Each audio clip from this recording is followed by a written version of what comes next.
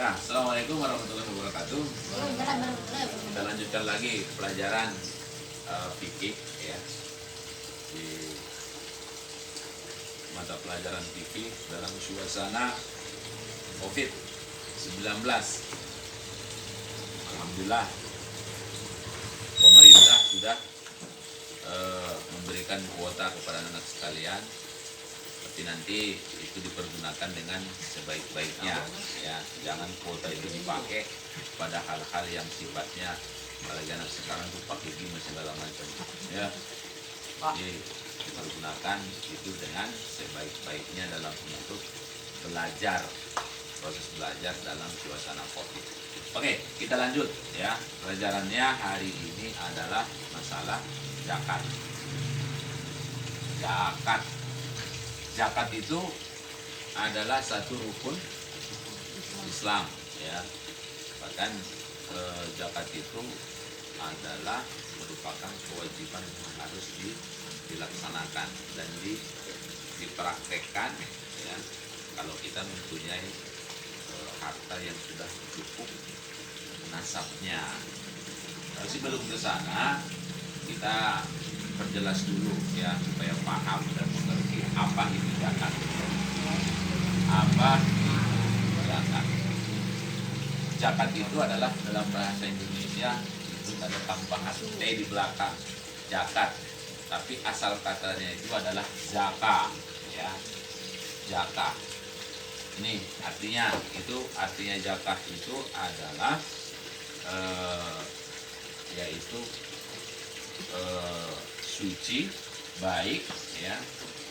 Ditulis ya, tulis itu.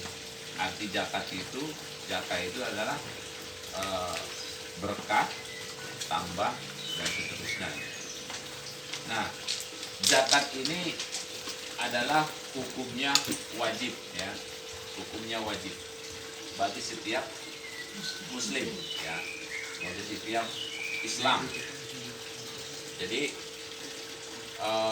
nanti untuk selanjutnya yang namanya orang yang melanggar zakat itu ada nanti dalam Al-Quran, nanti akan disampaikan pula ya tentang masalah itu. Tapi ini tentang masalah zakat dulu ya, dari pengertiannya. Dari sisi bahasa tadi sudah kita katakan zakat artinya adalah suci, berkah ya, dan tumbuh, itu artinya zakat. Nah, kemudian secara istilah yaitu pengumpulan yang tertentu dari harta yang tertentu ya, menurut sifat-sifat tertentu dan diberikan kepada orang-orang yang tertentu pula. Nah, jadi dikatakan pengertian zakat menurut istilah itu yang didapatkan dari pengumpulan harta yang tertentu diberikan kepada orang yang tertentu ya. Nah, ini sudah semuanya ada syariatnya. Contoh yang dikumpulkan dari harta yang lebih, yang menumbuhkan gitu ya. Jadi zakat itu nanti diambil dari pemberian kepada orang yang sudah mencapai nasab dari harta yang dia punya. Nah, kita ambil contohnya orang yang menyimpan uang atau menyimpan emas dan perak itu di bank umpamanya, itu sudah harus mencapai nasabnya itu sekitar 85 kg ya. Kalau dihitungkan sekarang harga emas itu 600.000 atau 500.000 ya, mencapai sekitar 50 jutaan, dia harus mengeluarkan zakatnya itu 2,5%.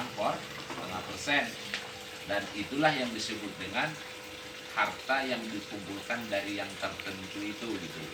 Kemudian diberikan kepada orang yang tertentu pula gitu ya.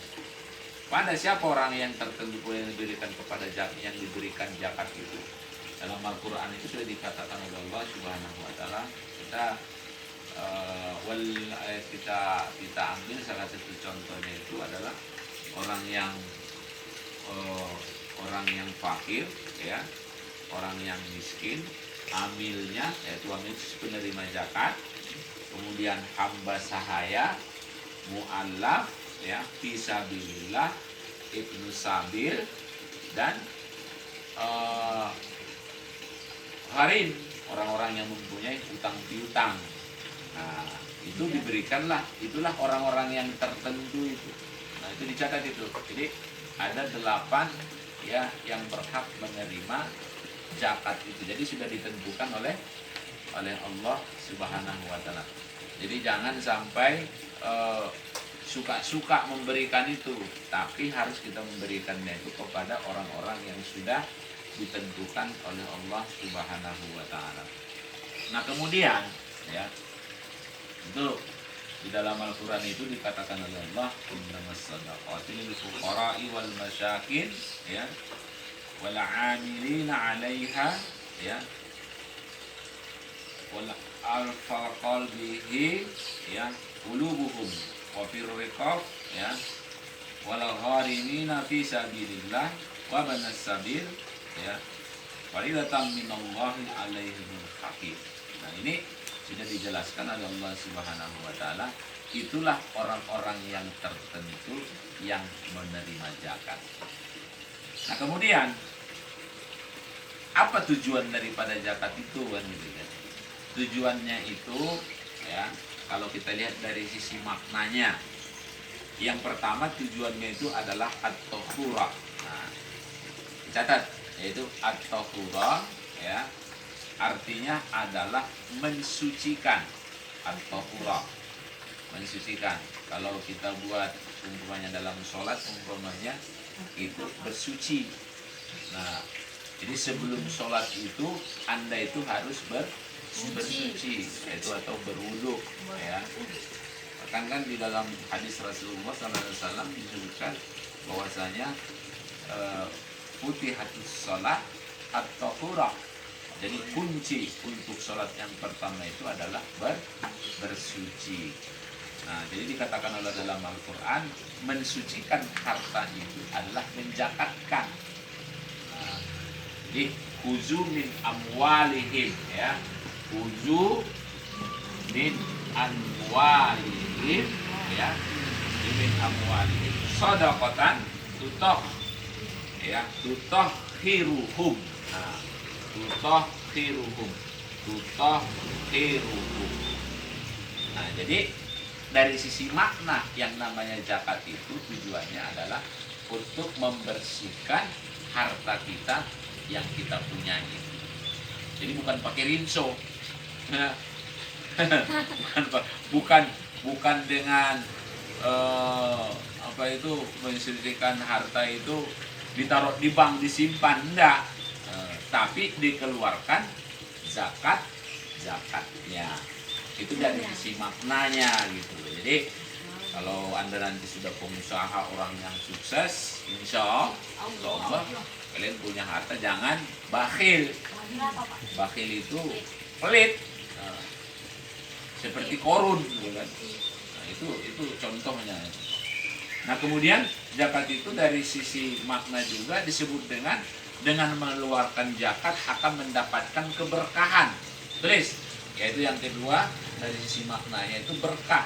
Nah, diberkahi oleh Allah Subhanahu wa taala. Nah, ini tujuan dari kenapa Allah Subhanahu wa taala itu memberikan kewajiban zakat kepada orang-orang yang mempunyai harta. Kemudian ada yang terakhir itu adalah bersifat ta'awwanu 'alal birri, yaitu tolong menolong. Nah, ini motivasinya tolong menolong juga diberikan oleh Allah dengan mengeluarkan zakat itu. Kemudian ayat yang terakhir juga itu di dalam Al-Qur'an juga katakan oleh Allah, ara'aital ladzi yukazzibu biddin ya, fadzalikal ladzi yad'ul yatim. Jadi ini juga dikatakan oleh ancaman Allah Subhanahu wa taala, orang yang tidak mengeluarkan zakat itu atau memberikan makan kepada anak yang fakir dan miskin itu ya, ara'aital ladzi yukazzibu biddin, pendusta agama. Jadi pendusta agama itu, alhamdulillah kita punya harta diberikan oleh Allah, tidak keluarkan, kita akan mendustakan agama. Bagaimana Abu Jahal, ya, Abu Jahal, Abu Lahab dan seterusnya. Oke, itu saja dulu yang kita sampaikan pertemuan kali ini. Mudah-mudahan kita sehat semua, ya. Dan saya ucapkan assalamualaikum warahmatullahi wabarakatuh. Waalaikumsalam warahmatullahi wabarakatuh.